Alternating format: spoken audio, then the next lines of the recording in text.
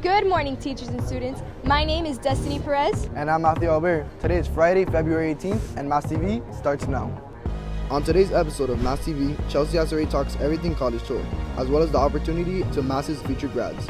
Mass correspondents Dasani Beasley and Danny kick off the season of Love, discussing some noteworthy rom-coms, both old and new. Mass correspondents Ozzy and Kevin give a very special sneak peek on Manny Gomez, a man who defined incredible odds. And Chaneli Ponce does a special feature on Counselors Week.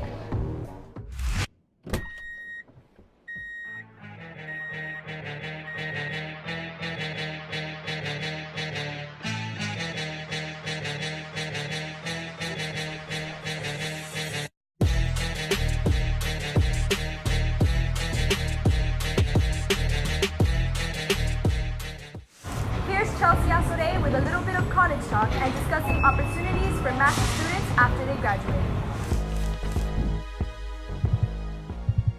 Looking for the perfect school can oftentimes be a daunting task. Luckily, university and colleges know the stress involved in the college application process. So they offer tours that let students get an insider's perspective on the academic environment.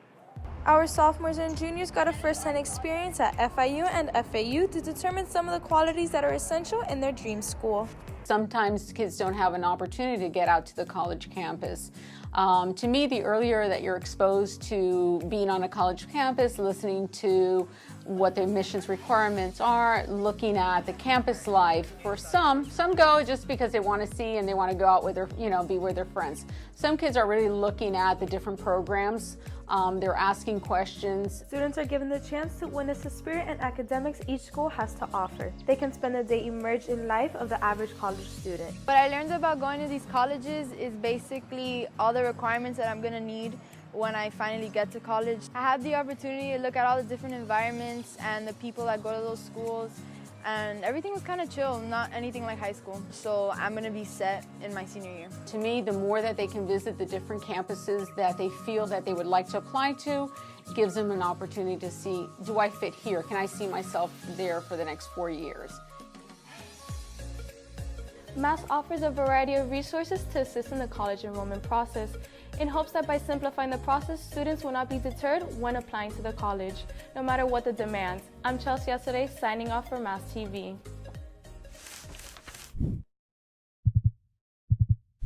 Some of you lovebirds may find this week's entertainment piece quite relatable. Here's Dasani and Danny with a more romantic topic.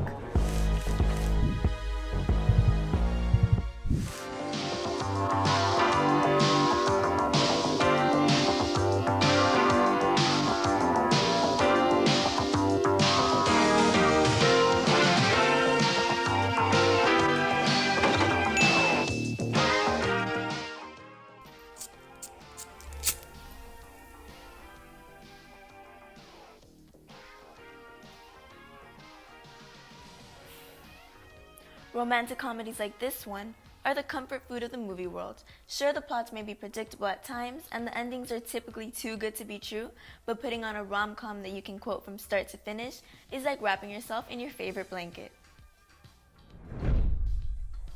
There have been countless great romantic comedies since the early days of cinema, but the genre has been particularly strong since the 1980s. We've rounded up the best rom-coms from the 80s and our modern-day favorites. First up is 16 Candles. The main character, Samantha Baker, is played by American sweetheart Molly Ringwald. Sweet 16 birthday becomes anything but special, as she suffers from every embarrassment possible. Sam is also plagued by her ongoing infatuation with popular and attractive senior Jack Ryan, and the geekiest boy in school has a crush on her. This movie takes you through the makings of a hilarious journey into young womanhood.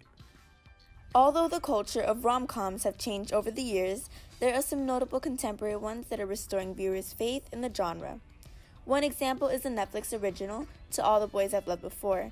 Lara Jean, a teenage girl's secret love letters are exposed and wreak havoc on her love life.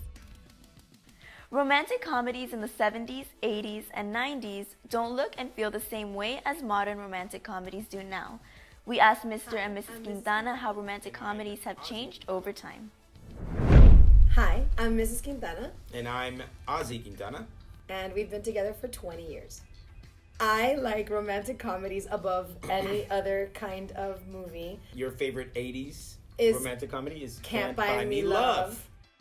Well, when we were teens, there was no technology in the romantic comedies, so people didn't have problems like being on Facebook or using social media to break up with somebody or like announce a relationship. Yeah, I think there's that. Social media has played a big factor, and I also think that rom-coms, they're not movies as much now as they are TV shows.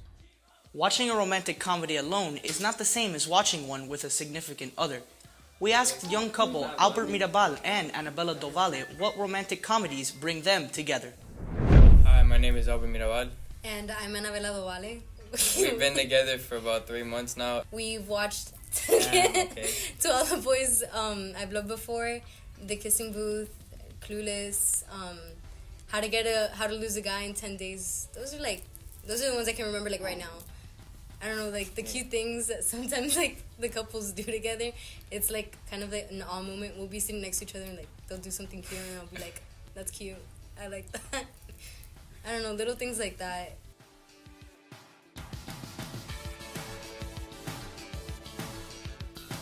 Although romantic comedies may seem predictable, they do bring you and your friends closer together when you watch them. My name's Asani Beasley. And I'm Daniel Fernandez. And thank you for watching Mass Entertainment. So, what did you wish for? Let's go to Chaneli Ponce with a spotlight on council this week. Here at Mass, we are a family. We work together to help all people around us, from having a great student body to having an even better staff and counselors. Hi, my name is Terry Alvarado. I'm the counselor for students in grades 10, 11, and 12. I've been a counselor since 2004, so that would be 15 years. What do I want my students to know? I want my students to know as much as information I can provide them with, and as much as I can teach them to be successful in and outside of school. We do help them just, know that we're here, since we're their second home, and that when they need anything, that we're here to be, the person that is there to support them through whatever bad times they're going through and to care for them when they need it. I've learned as a counselor that we don't make plans.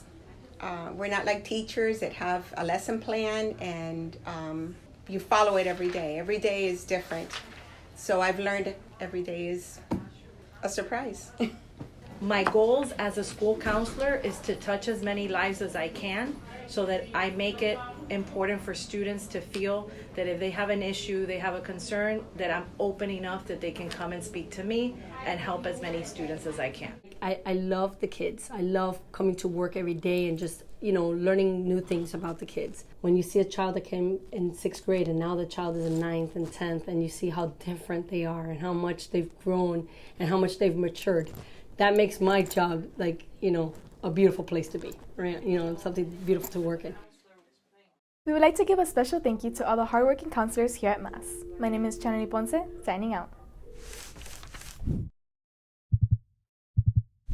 Let's go to Aussie with Manuel Gomez, who has overcome very difficult challenges in his life.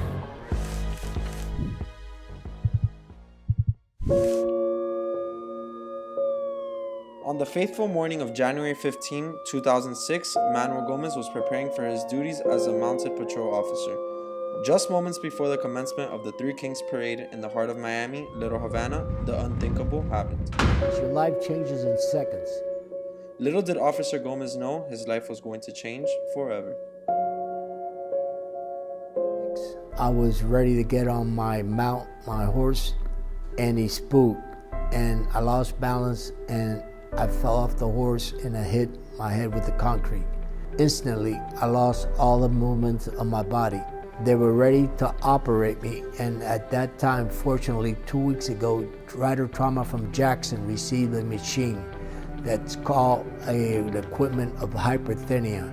I was the first one to ever put semi-coma. I think it was about 72 hours. They thought I was never going to walk again. Dr. Stephen Vanny, a physician specialized in neurosurgery out of the Jackson Memorial Hospital, used the hypothermia treatment for the first time in history. A high-risk treatment with incalculable outcomes that would determine Manny's survival. The treatment that we did for Manny was a treatment that we call hypothermia. Hypothermia in plain English means we make somebody colder than normal. This is a little bit different. This, instead of putting a guy who was just injured through an operation, the thought process was, what if we can reduce the swelling from the inside out? But it was the first time we used it for someone with an acute spinal cord injury. So now we use hypothermia routinely for spinal cord injuries. If the patient is seen within the first 24 hours of their injury, we have a whole protocol designed to treat them with intravascular hypothermia.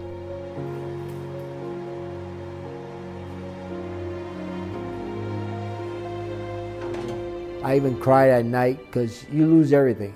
Your life changes in seconds.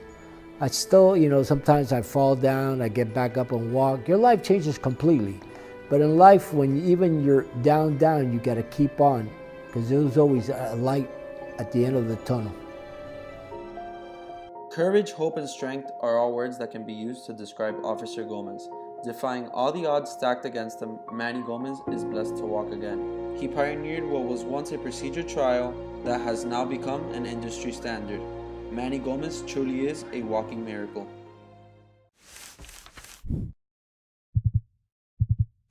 Thank you for watching. Make sure to subscribe to our channel down below. And tune in to next week's episode. I'm Destiny Perez. And I'm Matthew Albert. Signing off.